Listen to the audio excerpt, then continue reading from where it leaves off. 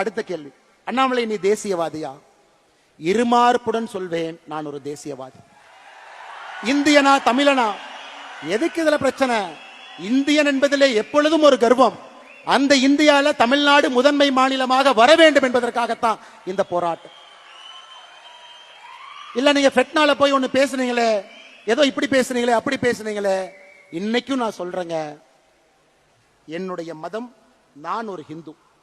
திருநூறு வைக்கிறேன், பொட்டு வைக்கிறேன், குங்குமம் வைக்கிறேன்.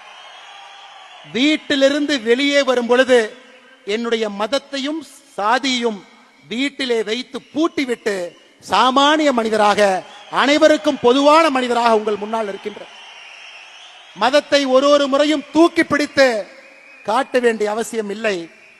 நான் ஒரு ஹிந்து மதத்துல வீட்டில் வச்சு பூட்டிட்டு வெளியே வந்தாவே, உண்மையான ஹிந்து அனைவரையும் சமமாக பார்ப்பான், அனைவரோடும் சமமாக இருப்பான்.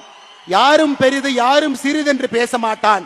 அனைவரும் ஒரே நேர்கோட்டு பாதையில் செல்ல வேண்டும் என்று சொல்வான்.